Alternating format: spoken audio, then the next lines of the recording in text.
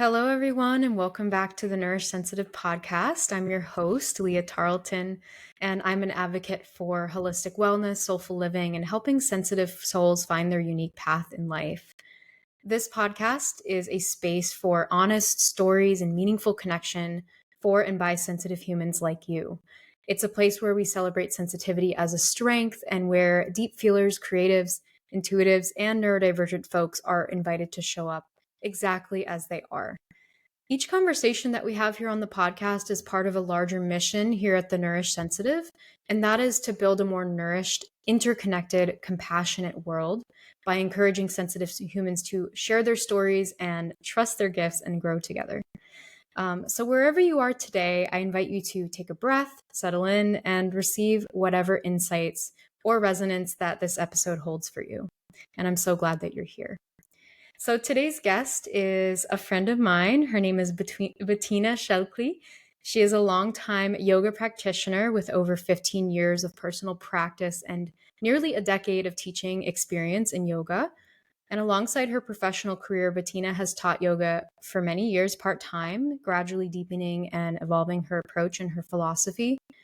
In recent years, Bettina shared with me that her personal journey with yoga has led her toward a more embodied, intuitive style, one that kind of centers adaptability, inner listening, and nervous system support. And the shift has transformed her relationship with the practice from something to achieve into something that sustains and nourishes her. So today, Bettina is integrating these gentle yet powerful somatic principles into her teaching and offering sensitive and accessible practices that meet her students where they are. And today on the podcast, Bettina is here to share her evolving journey and her story with embodied yoga and to offer some insight to our listeners into how sensitive humans can reconnect with their bodies through somatic yoga. Bettina and I, we first connected on Substack. She left a thoughtful comment on one of my posts, and around the time one of our members in our community was asking about somatic yoga. So it felt like a really important synchronicity. So I reached out to her, and we've built a great connection over the last few months. So I'm really excited to have her here in this space today and learn more about her journey. So welcome, Bettina. It's great to have you here. Thank you. It's really great being here. Yeah. So to help us kind of get into our conversation today and help you share your story, I'd love for you to share a story about a moment when you realized that you were living more in your mind than in your body, and tell us a little bit about how that realization sparked your journey into embodiment and somatic yoga. Well, it's actually an observation that had been shared with me by a therapist of mine that I was seeing at the time. And it had been after I'd been referred by the doctor. We were about 5 sessions in, and she was telling me that she felt she'd finally figured me out, which really caught my attention in many different ways. And as she continued, she was like, you understand yourself very well. You have clearly been able to see your own behaviors and how they link to certain beliefs that you have about yourself. You understand where these beliefs are coming from. You are clearly kind of also understanding the more symptomatic framework in which you're moving. And as a result, what stymied me for a long time was that despite you understanding all of this, you're clearly really suffering with what's going on with, at the time, was an acute episode of depression and anxiety. Mm-hmm. And then she basically said, it's because you're completely disconnected from the neck down. So you don't understand how what you're feeling and what comes up for you in sensations connect with what is happening in your thinking, in your beliefs. And while logically you can put everything into its boxes, you're unable to get yourself out of it and be with what's truly there. Mm. And that realization is like the moment she said it, I knew that she was right. And that really started me off on a journey to also understand the yoga that I was practicing for years differently, because I had these glimpses of what a somatic and embodied practice could be like. Under good teachers, they at the time were not framing it somatic or embodied yoga. Sometimes they just hit the right phrasings, the right framework of the class they were offering that would give me that somatic class and that somatic experience. And strangely enough, via the mighty internet, a few months later, I came across an embodiment summit, and there I went down kind of like the spiral of yoga embodiment, learning initially from different teachers until I ended up with two, and ultimately one that I'm still sticking with today. Wow. Wow. That's such a powerful story. And I think a lot of people can relate to that sort of moment where you're confronted with the reality of how you're living your life and how sort of disconnected or intellectualized you've been. Um, and it can also be jarring when you've been practicing yoga as you were and realizing that you've been practicing it in a way that was not so embodied. Um, and then, of course, linking that between the mind body connection and the sort of disease states and problems that show up in our life, like depression and many other things. So that's fascinating. And it's really interesting to see how this journey has evolved for you. Um, so, kind of just going a little more into that, I'd love to hear just a little more about what stood out to you once you discovered this disconnect between your mind and your body. Were there any signs or patterns that showed up that kind of cued you into that? And what were those? I guess a lot of the symptoms of the depression and anxiety had been there for a very long time. I just didn't recognize them as that. And for much of it, depression and anxiety express themselves in my body as a really bone deep fatigue and a lot of stiffness in my joints, in my muscles, to the point where it's sometimes really painful to move, or it doesn't feel nourishing or supportive. So that, of course, then also makes it difficult to do the things that are supposed to help you, and to get you through it all. So I was actually going to the doctors for quite a few years before it was being recognized as depression and anxiety to figure out what these bodily symptoms are. And for me, looking back at it now, I also have to recognize that at the time I wasn't in touch with my body. I only recognized the big stuff, like when things are already painful. Mm-hmm. I didn't have that connection anymore where I could just feel into my body and just notice, for instance, my belly region. Mm-hmm. That was a completely foreign concept, even to feel into my belly. It's like I had this intellectual construct of what the belly is and, the organs that it holds, that it's held by the pelvis underneath, and we've got a diaphragm above. And there were these ideas of what it might feel like, but I had no idea what it felt like or what it Yeah. could mean. Wow.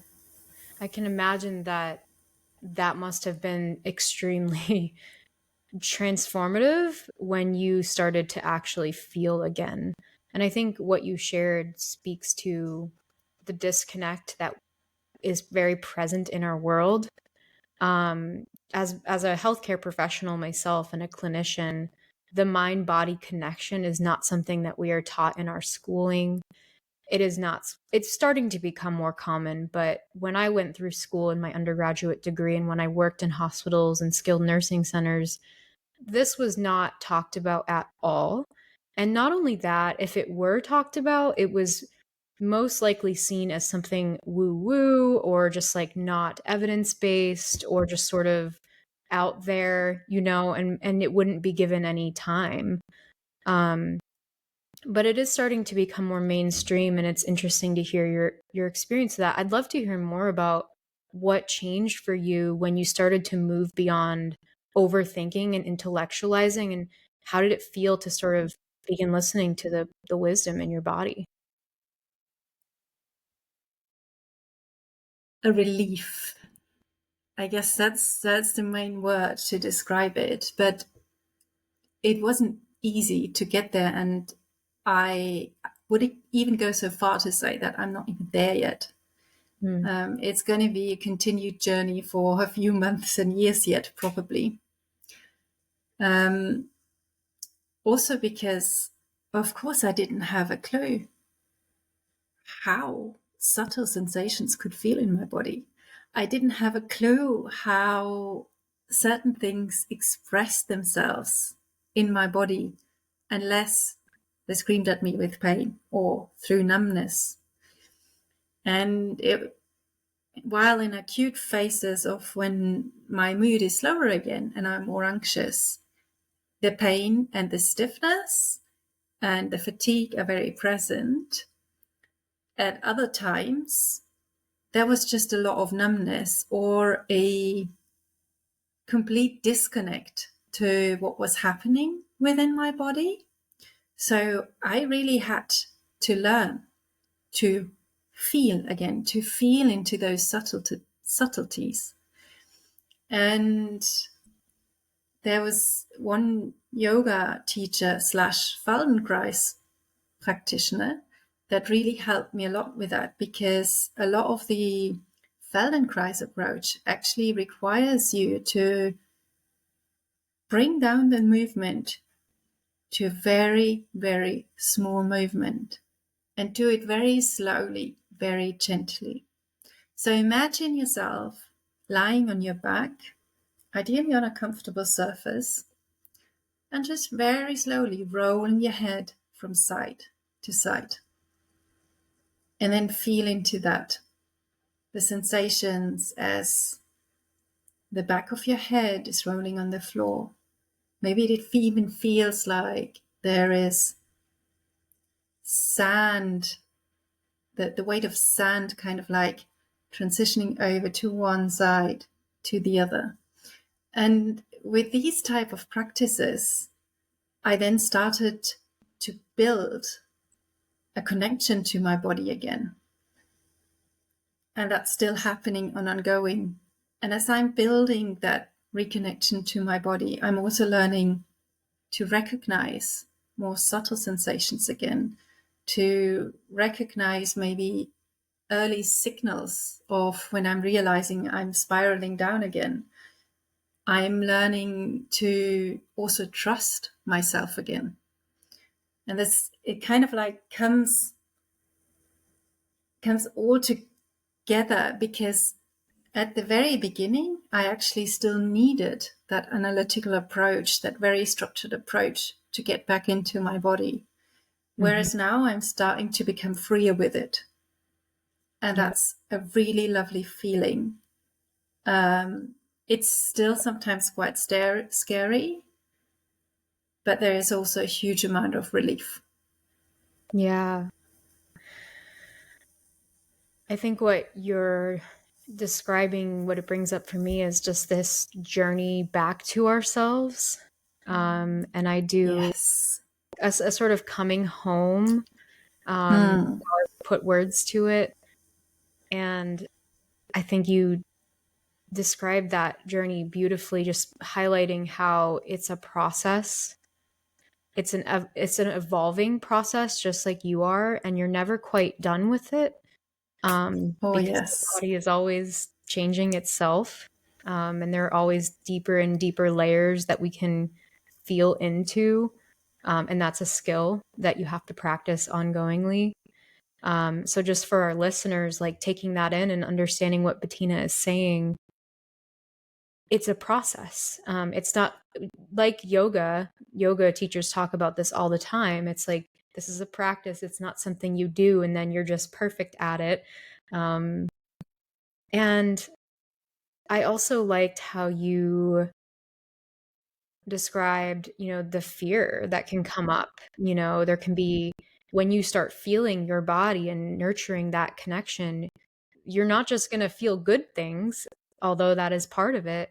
You're going to feel the things you haven't been feeling, and you're going to work through the layers of numbness that your body has created to protect you. So it's something that you want to go slow with. I also love how you described just the simple embodiment practice of rolling your head back and forth, and just feeling how that feels. That feels like a very accessible way to maybe start, is to just get down on, a block or something like that, and just very slowly, so that you can actually perceive, do something like that. And it's really funny because before I started doing these movements, I really underestimated their power. Because, of course, we're also living in a society that values kind of more energetic fitness type movements, even within yoga, even within the yoga culture. That's more prevalent because they also often build up these strong sensations, those strong sensations that also come with a dopamine hit, and as such make us feel good. And looking back at it now, of course, I was there as well. I was the Vinyasa Ashtanga girl at some point, which are the kind of, practices where there is a lot of physical activity going on. Some of the practices that, are really demanding also on your bodily strength and on your kind of physical fitness. And looking back at it now, it's like, yeah, this was a kind of like short-term dopamine hit that I came out with from these classes. Mm-hmm. And but they weren't necessarily supporting me in connecting with what truly is going on in myself. Right. They weren't Yeah. supporting you in coming home to yourself truly. Yeah. And Yeah. I think it's like, it's not that those practices are bad or that we shouldn't do them or we should only do, somatic style yoga. There's room for all of it. And it's wonderful to get a great workout and to get your heart going and build strength, and just get a little bit of pleasure from your exercise routine. And, as you pointed out, we have to have the somatic piece too. Otherwise, we're just sort of disembodied people with, our heads feeling only our heads and doing exercise only for the sake of those things. So Yeah. that's a great insight. And the "and" that you mentioned is really important here. Because once I had moved beyond my fatigue and stiffness again, I am also realizing that even embodied practices can be quite demanding. Mm-hmm. So it doesn't need to stay with those subtle movements, and there is a place for it all. Yeah. Can you describe some of those other types of embodiment practices that maybe help people move more into their body? So the one teacher that I follow at the moment, or the one tribe, she really brings a community together. She basically has offerings that start from an embodied yin practice. So something that's very gentle, that's something that's very soothing. Mm-hmm. Move through kind of like a flow type yoga practice, which can be very much like a vinyasa flow style practice, just leaving you with a lot more space to actually embody what's happening for you. And then at the other range of her offerings, she has a style of practice that she calls HIIT, HIIT, Mm-hmm. but somatically. So Oh, interesting. there can be a lot of things. And once you have started that reconnection with your body, I mean, if I decided to go back into Vinyasa or Ashtanga style class, I think my approach today would be so very different to just 10 years ago. I Mm-hmm. can still do the same practices, but I will have a different approach to it now that I have a different connection to my body. Yeah, gotcha. That's fascinating that she does HIIT style yoga, but with through a somatic lens.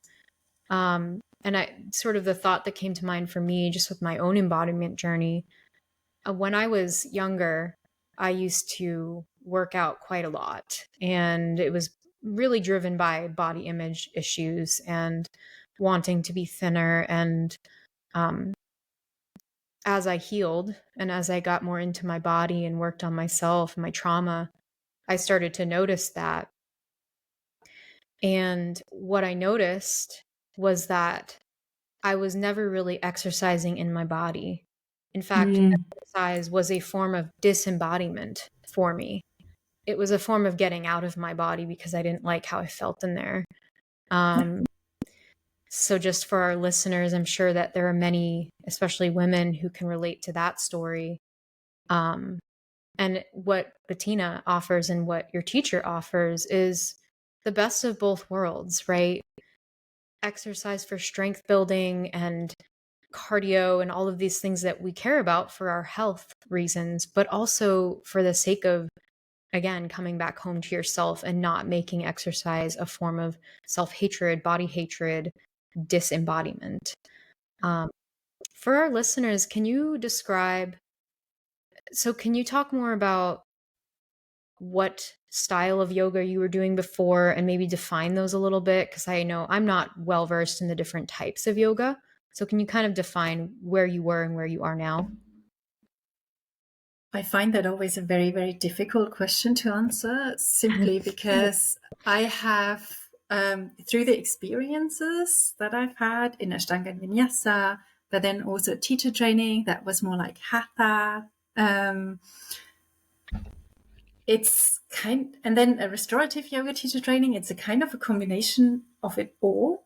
Mm. But if I had to describe the one class that I'm teaching at the moment, it's probably mostly Hatha based. Also, just also because of the type of group that I've got there and the community that we've got there here in the village where I live. I am bringing, so as I've learned and integrated more about the somatic practices into my own practices, I'm bringing elements of it into that Hatha-based practice as well. But, because I have to describe the yoga class in a way that's accessible and uses the language that people know, it would be Hatha.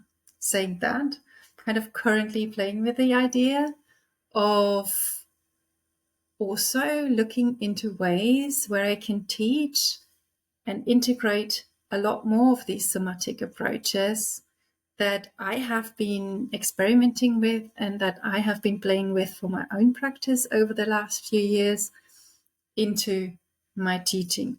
It might have to be very, very separate from the group that I'm teaching right now, simply because they are the type of people or the type of group that appreciate the more conservative approach, the kind of like less esoteric approach. Mm-hmm. And if I want to go deep dive somatic yoga and offer that, people will have to play a lot with their imagination. They'll have to be very comfortable with being held, Mm-hmm. but in the end, listening to their own body. And that sometimes scares people. It makes them uncertain if they're not being told exactly what to do. Got it. Okay. Mm. So you're still in a bit of a almost like a gray zone where you're still trying to understand how to explain your philosophy and the way that you're teaching. And maybe it doesn't fit into perfectly defined boxes, but it sounds like Hatha is as close as we can get. Can you define for the audience what Hatha is in sort of a few simple words? So Hatha is usually referred to as sun and moon, and it's basically about balancing very broadly your life. And Hatha is a very postural-based practice where we've got a lot of asana, and usually there is some meditation, some mantra included in the in kind of like a yoga class framework as well. But at the same time, while some yoga styles and some yoga communities have a very kind of like defined sequence, it's very much up to the teacher what to offer along the kind of like along the postures. Mm-hmm.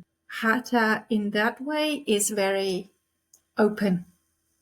And within it, a lot of different frameworks have kind of like built themselves up. A lot of different schools have come. A lot of different experience have expressed themselves under that Hatha umbrella. Got it. Okay. Yeah. So it's sort of like, it can be sort of like a template for experimenting with different styles, and it's open-ended enough where you can bring in different elements and kind of make it your own. Yeah. Can you describe a typical class where you would bring in some of these somatic approaches into the Hatha style? And what would that kind of look like for your class? Yeah. So a lot of it has to do with the language that I'm using. I'm using lots of permissions where they can choose how they want to express a certain pose.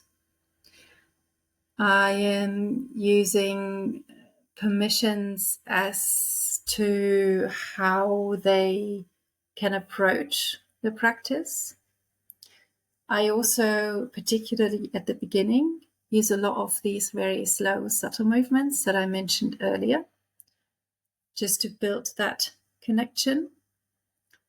I also use the imagination a lot. Imagination of how to feel into certain parts of the bodies so that we can create a connection and maybe move from there if that connection expresses itself strongly enough for people. So that kind of like these kind of like somatic things that I bring in, or somatic approaches that I've learned about in the last few years, where as a standard yoga teacher, I would say, oh yes, of course, that's what we do anyway.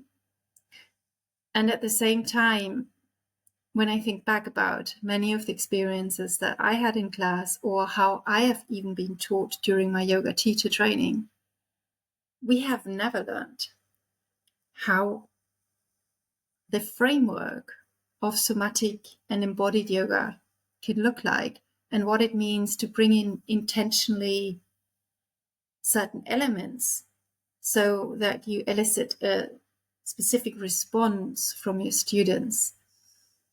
For me, it always felt it was somehow down to an individual teacher whether they had intuitively a grasp on these approaches or not.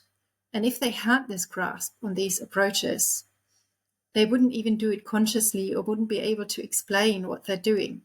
Mm-hmm. They would just do it. Right, right. Interesting. So you're using different techniques like imagination and the slow embodiment practices you mentioned, as well as consent and permission, because this is deep work. This isn't just going to a yoga class and doing some poses and going home. It's deep work that can bring up a lot for people.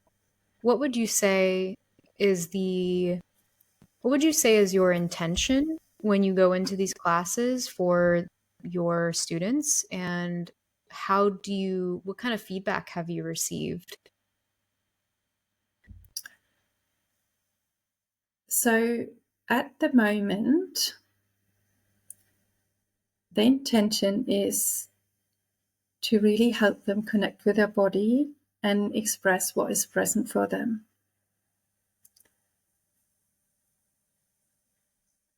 The feedback that I receive is that they're quite happy. And I do have a core group of people that comes back as well.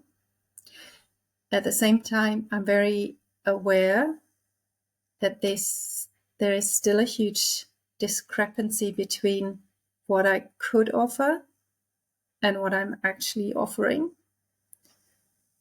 And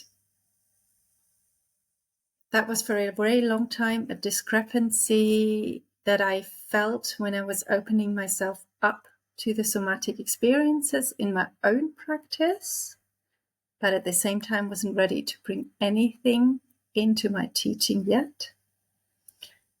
And at the moment, it's more now that I've kind of like played with bringing in certain elements in how I teach those Hatha-based classes.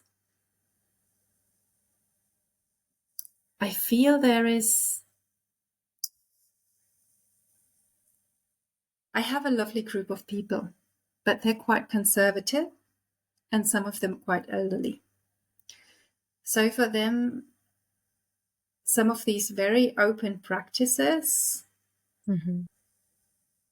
are very difficult to open up to.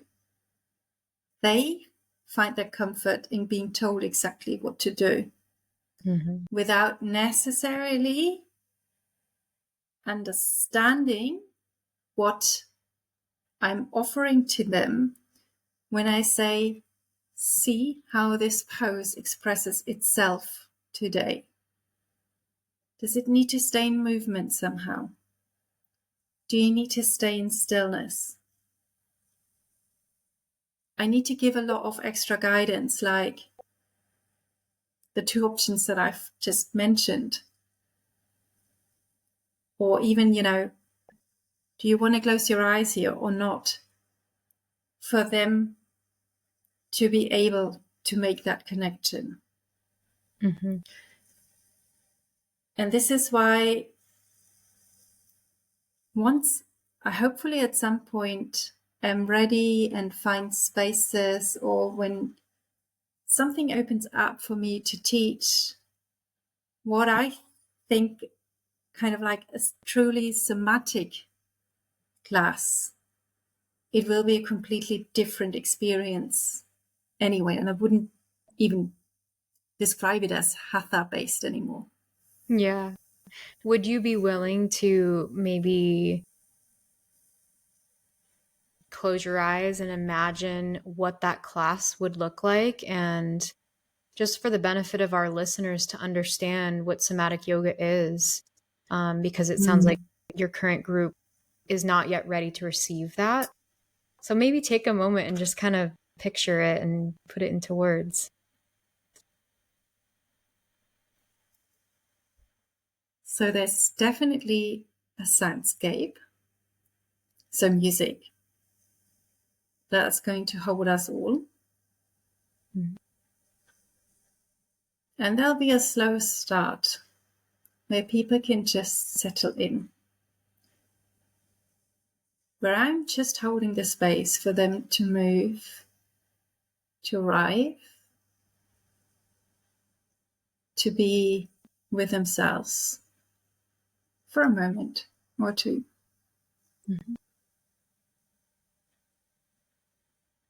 And then there'll be a period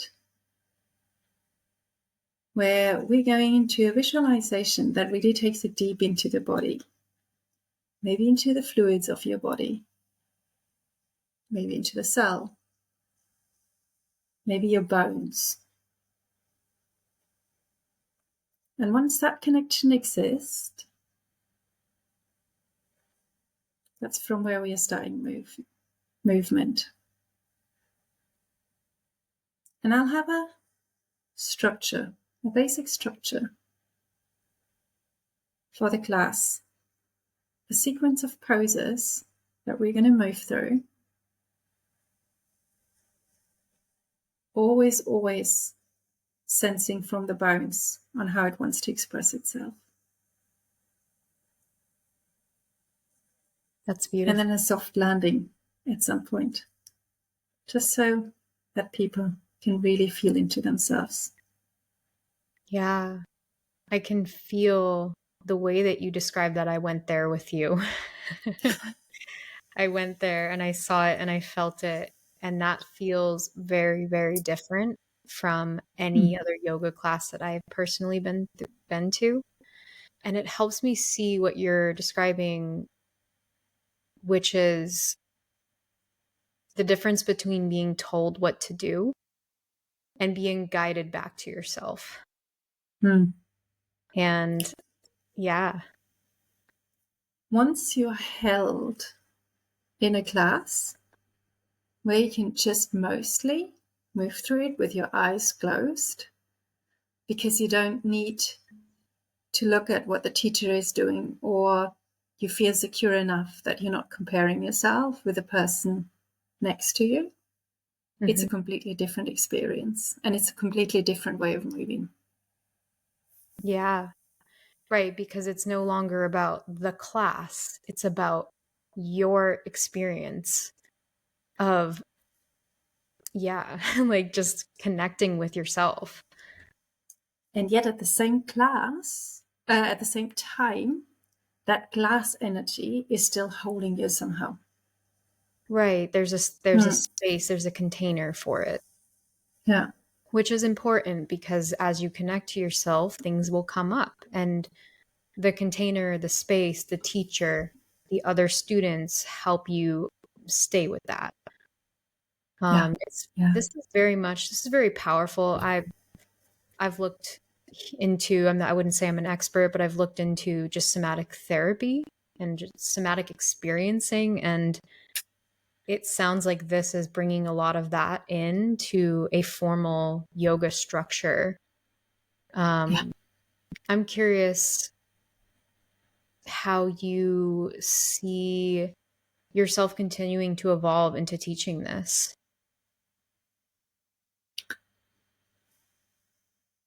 That's a really good question that I'm sitting with at the moment as well, because I've got all of these ideas, and I don't really have a proper playground to play with it yet.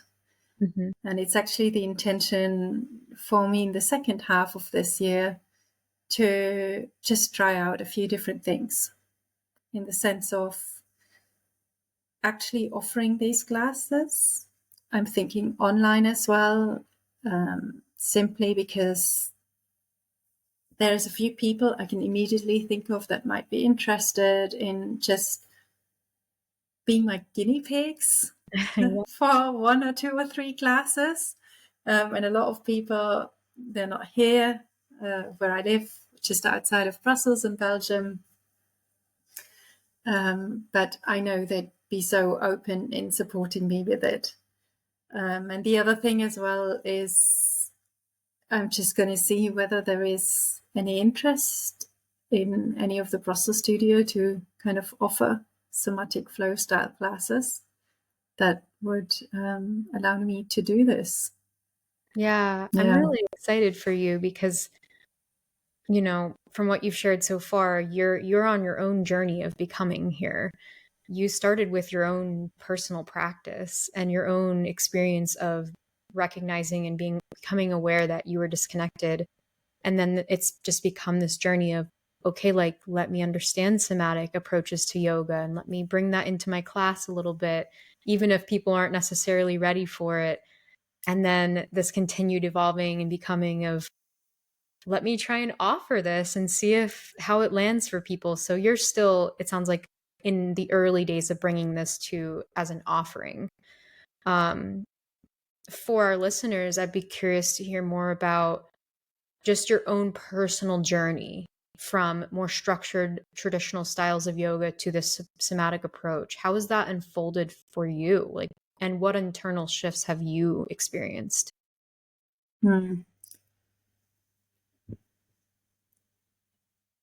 For me, it comes back to something that I said earlier. I needed to have a structured approach to that. So I mentioned that through the mighty internet, I saw one of these kind of online summits on somatic yoga. And that's where I basically came across two teachers. And one of them was very much like the approach that I just described, where you've got a space that's being held and you're just guided to explore through a little bit of structure and at the same time a lot of freedom on how you express yourself through certain asanas, through certain postures. And then the other teacher was that teacher that I mentioned that was doing Feldenkrais, where she basically helped me through that analytical part of me, through that intellectualizing part of me, to connect to certain parts so that I can start becoming aware of these subtle sensations again. I really needed to be told where to pay attention when I was moving my body in certain ways, to be able to say, oh yes, it's truly here in the joint, happening in the joint. When I move my leg like this, I can feel it like this in my hip. And then on the other way, there was this other teacher who gave that a lot of kind of like space to be with whatever comes up. And this is, in a way, how both of these approaches moved quite a while in parallel for me over the last few years. And it's only over maybe the last 6 months that I managed to kind of like let go of the practices where I needed to be told where to pay attention and what to pay attention to, because I trust myself to do that myself now. And yeah, that's kind of like, here I am now. I have, as part of that teacher and authentic flow tribe, also done kind of like a yoga teacher training a couple of years ago, to actually, with the main intention at the time, to actually just do it myself, to experience this teaching in a more concentrated form, in a more deeper form, because of course a yoga class of 1 hour is very different to when you're at a yoga teacher training, where you might have like 2 classes, if not 3 per day, and they are a little bit longer and allow for the teacher to hold space in a completely different way than what is feasible within a 1 hour class. Yeah. So go ahead. So maybe also for, it's like both of these teachers that I'd met, I met them online. So that also means that I had to find ways to integrate this into my daily home practice in a way that's feasible. And that for a very, very long time felt very artificial. I was very confused. I felt lost, even though both teachers held space for that as well. But that's really something that you have to go through yourself as well. And that in the end is also what brought me to Substack, because I wanted to share some of that experience of setting up a home practice where no one is holding space for yourself, where I'm left with facilitating everything for myself and really bringing my own practice into an embodied space. And that's still not something where I'd say I'm there every day, because I'm also falling back into the habitual of just kind of like, practice time on my mat, here I am.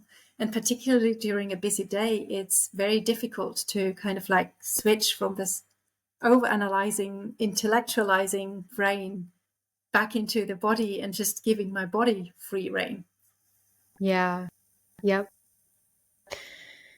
What I'm taking out of what you just shared is just, again, this evolving journey of what sounds like from student to teacher.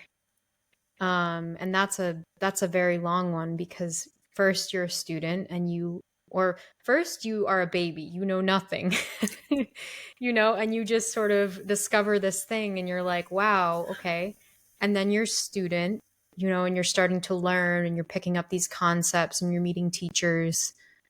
But then you go back to crawling again and you're like you described it, and that takes a lot of courage. It takes a lot of courage to say, I'm going to take this home and just play with it and practice it and try to apply these teachings, even though they're quite out there, maybe a little bit different. And I don't feel grounded in them yet. Um, and hopefully with time, it sounds like you're starting to get there. It's now been 6 months or more, and you're like, okay, I'm confident. I can trust myself. I'm able to apply some of these things more consistently. And hopefully with time, you start to be able to offer it in a more tangible way so that other people can benefit too.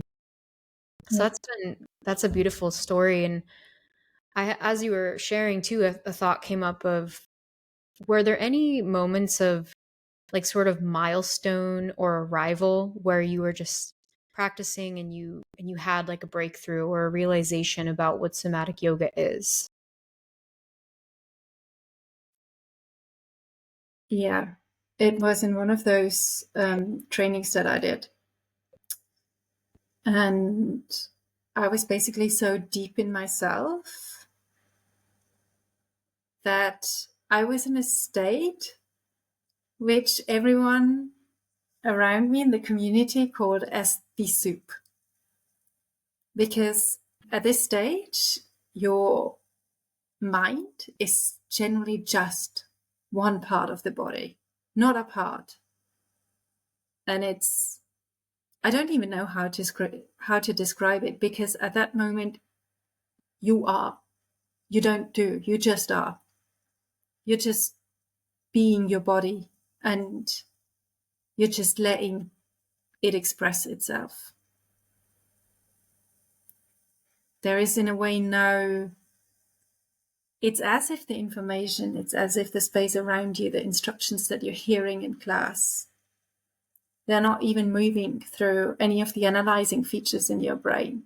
They just directly hit wherever you are in your body, and from that part that you're moving yourself from, whether it's the bones, whether it's the skin, whether it's any specific organ or the fluids, wherever you've been, kind of like whatever somatization has been used at the very beginning of the class to bring you into your body.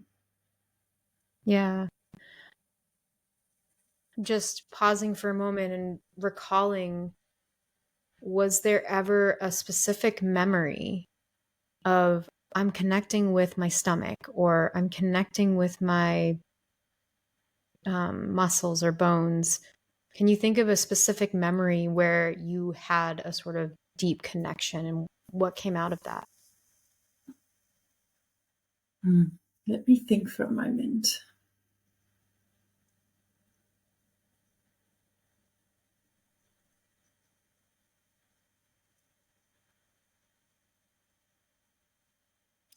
But I think I can remember. Yes, I can. Yes, I can.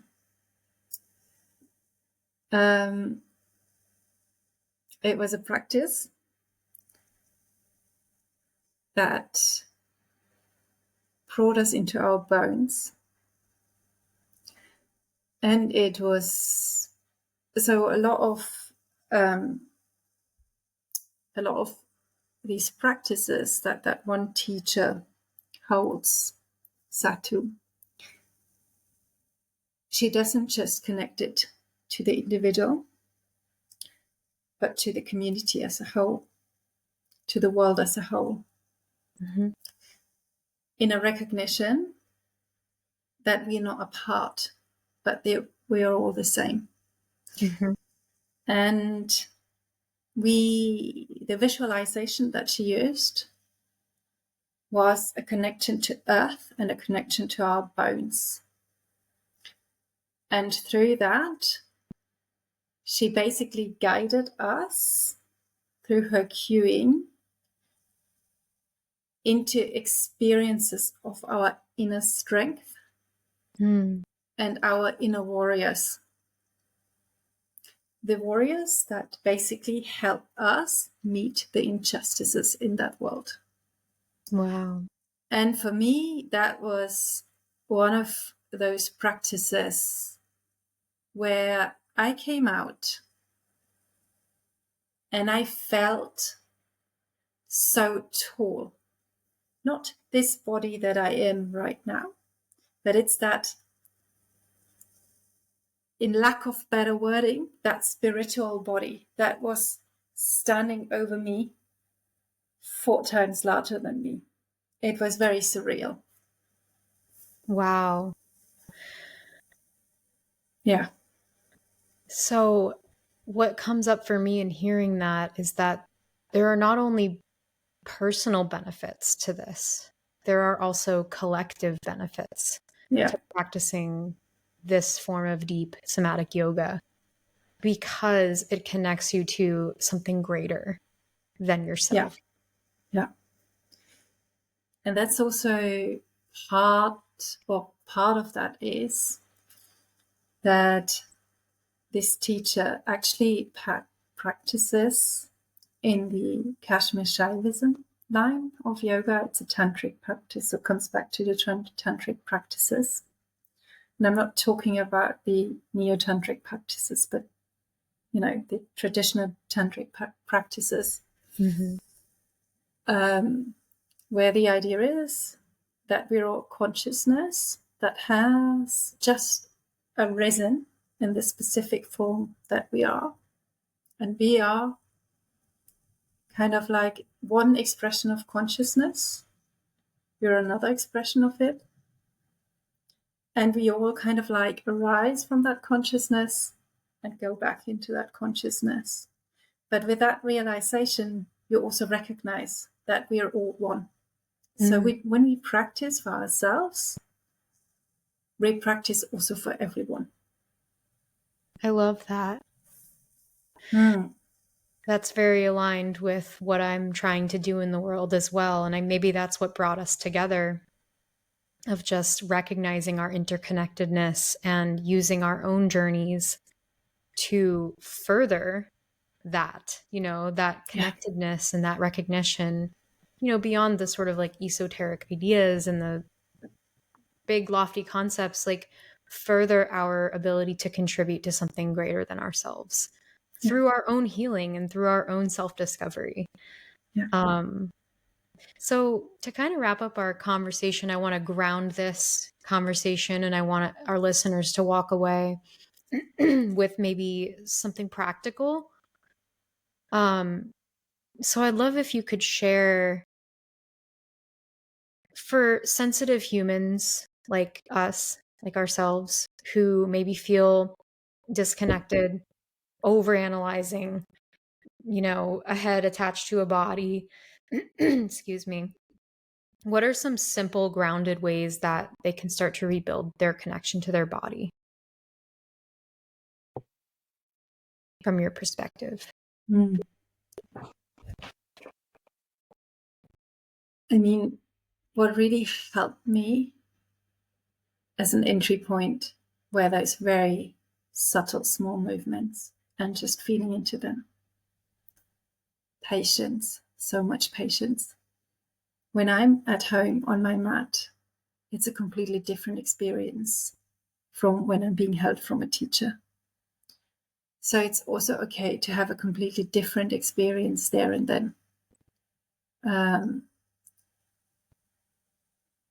And holding yourself in a lot of compassion and kindness. And that's a practice in itself. Mm-hmm. Because the way our brains are wired is to default back in specific habits that have been protective of us for a very long time. And whenever that happens, holding yourself with really deep love. And I'm saying that I'm getting really teary now, because this is not something that comes easily or naturally for many of us, particularly many of us that have been needing to show up in the world with a mask on their face. Mm-hmm. And I wish all of us that we find the space and the grace to do that for ourselves. I love that, Bettina. That's such a heart-centered message that I think a lot of people are gonna just appreciate hearing. And coming from a kind of put yourself into like a beginner's mind for a second, because you're so advanced in your own practice. Imagine you're somebody who's rolling out the yoga mat for the first time and they're interested in just being with their own physical experience. What would you suggest as like a very simple practice for them to try? Doesn't even need to be yoga. Rock yourself, jiggle, undulate. They're all very soothing movements to our bodies that we often carry already with us from the time that we spend in the womb. And these are ways to kind of connect with our bodies in such a way that it gives us a sense of nourishment, and it provides a sense of comfort to the body as a whole, so that it feels safe enough to maybe also start expressing in other ways. And from that, yoga poses may arise. From that, maybe an exercise, a strength training session arises. From that, maybe a Tai Chi flow arises. Mm-hmm. But it's like, start with those really simple movements that bring that sense of soothing to our nervous system, to our bodies, rocking, Yeah. undulating, Right. and jiggling. Just simply moving your body is enough. And what advice would you give to someone who goes right into their head immediately and is just like, I'm moving my body, right? I'm moving my hips, but they're not feeling it. What would you say to help them drop into the felt experience?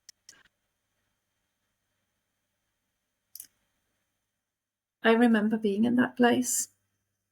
And at that point, I really needed the facilitation from someone on the outside. So, go take a class where that type of sense might be facilitated. Somatic yoga might be one approach. I also mentioned that Feldenkrais, for me, was an approach that also worked very well.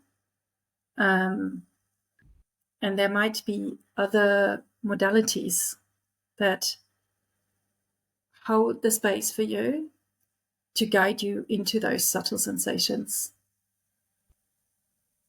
I appreciate you for pointing people towards resources, because you're right.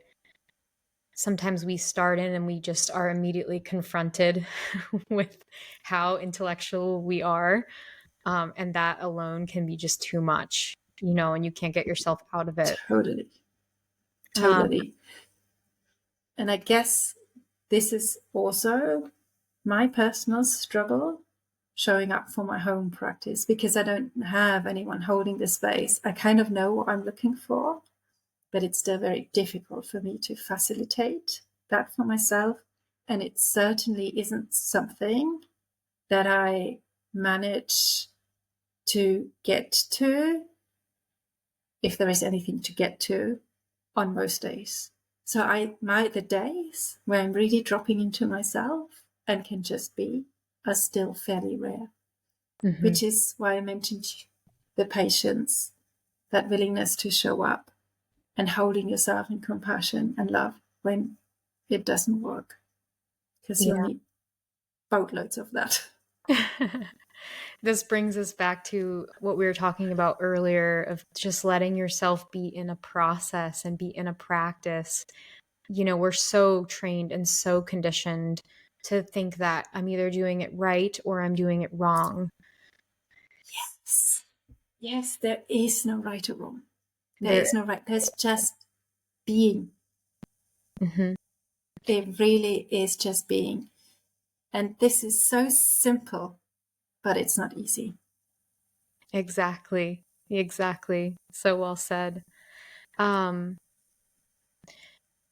question I want to ask is just, again, putting yourself in the beginner's mind, someone new to this whole thing, speaking to our listener right now who's like intrigued and they're like, wow, this is a whole world I've never explored.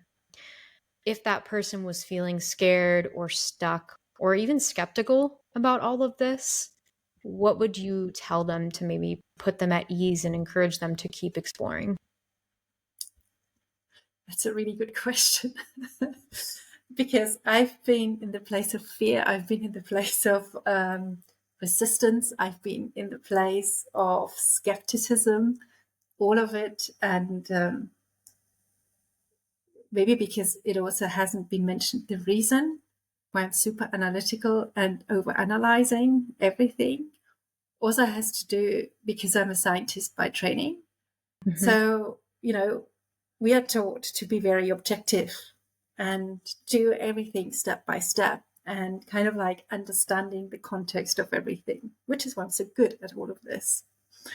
So for me, feeling and sensing has been really challenging, also because, of course, it's a very, very subjective experience.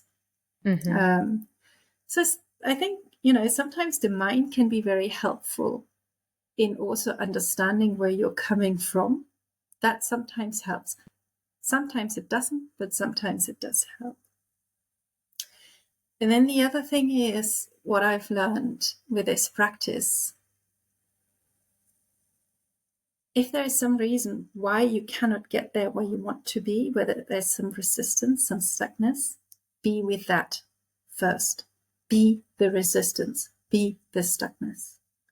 So to bring it back, for instance, in the context of a somatic yoga practice, if you're feeling resistance or if you're feeling stuckness and the teacher is holding a space for you to express the sequence of yoga poses, the yoga poses that might arise might be in movement, not very graceful or aesthetic, but they might be really chunky and jerky and kind of express themselves, or kind of like really sluggish and slow. They express themselves as a resistance. And that's what it would mean being with that resistance or stuckness first. I see. Yeah. It's like everything is allowed, truly. Everything is allowed to be here. And so for the person who's listening to this and saying, I don't know, that scares me, I don't want to feel, or oh, I'm so frustrated, I've been practicing this and I'm stuck, like I'm not getting anywhere, or is this even evidence-based? Like, is this grounded in anything scientific? If you're that person or one of those people right now, what Bettina just said is essentially, that's okay. Just let that be there. That's the whole point. That's the practice in that point. And oh, I get it so much. I've been there. all this evidence-based and kind of like, some of that esoteric language that's being used. Oh, right. I mean, it's words are imperfect, right? We have words to try to explain it, but they're low bandwidth. They don't really capture all of it. totally. So, Yeah. and as a takeaway as well, if you're able to move through this and you're able to really be with the practice and let yourself become and practice this, what would you say are some of the personal benefits of a somatic yoga practice or just a being?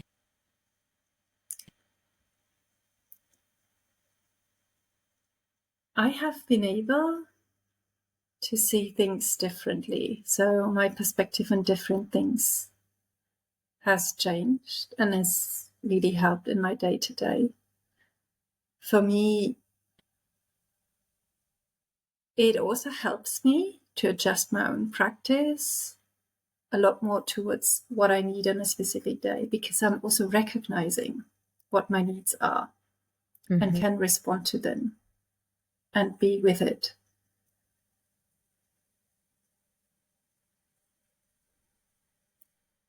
And it's this learning how to show up for myself, to recognize when my body is trying to tell me something way before it starts becoming an issue. Like I recognize signals a lot earlier. And that, of course, also helps me a lot to take actions in a way that support me in the long term. That helps me set boundaries because I'm clear what my needs are. The thing with the boundary setting is if you're not clear about your needs, you can't set boundaries. Mm-hmm. That's one of those things. So if you're not clear about what supports you, you cannot take action on that. And that's one of the things that really helped me from discovering this practice and from moving through it. Yeah. So on the one hand, there are potentially physical benefits of not just addressing physical ailments like anxiety or other things that can go wrong in the body, but preventing them, because you never get to a point where suddenly these things are upon you because you weren't paying attention. So that's a benefit, it sounds like. And also, you mentioned a deepening self-trust, a recognition of your own needs, which allows you to do things like set healthy boundaries in your life. And to me, what this feels like a big recipe for living a life that is authentic and true to yourself and nourishing in mind, in body, and in spirit. It's sort of like the benefit here, if y'all are able to do this and practice this, is wholeness. Yeah. Yeah. Wholeness. So thank you so much, Bettina, for sharing all of your insights. This has been a really, for me, honestly, this has been a very awakening conversation. It went places I wasn't even expecting it to go, which is really cool. Me neither. Me neither. And it's been nourishing. It's been just informative.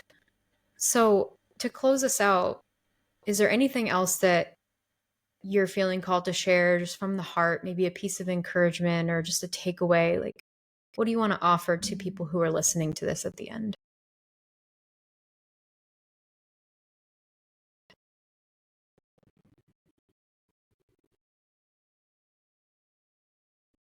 I'd want to say that you deserve listening to yourself on the most deepest level and to trust yourself.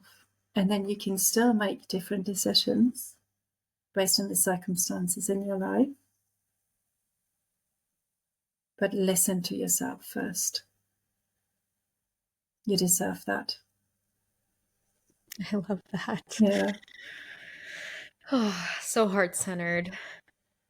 Okay, well, where can people stay connected with you, Bettina? Because I know you're really continuing to do this work and bring it to people. So where can they find you? I would, of course, absolutely love you to be here in Brussels, and maybe we can all experience one of those yoga classes that I want to offer in the future together, or that I can offer it to you.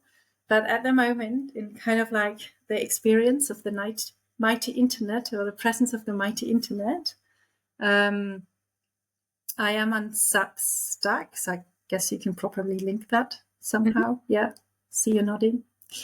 And I think that's kind of like where I'm most active at the moment. All other social media has kind of been slowly disappearing from my life. And while there is still a kind of existing Instagram account, I'm about to close that down as well. So that's Good for not you.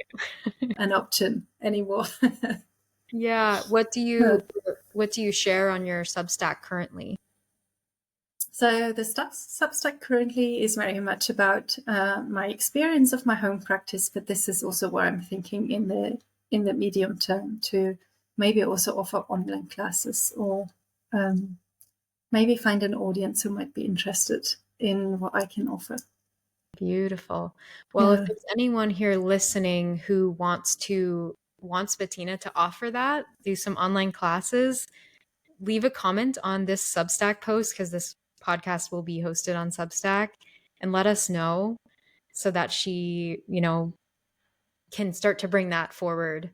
But give her a follow, give her a subscribe so that she has that motivation to keep writing about her practice. Um, and also just future visioning.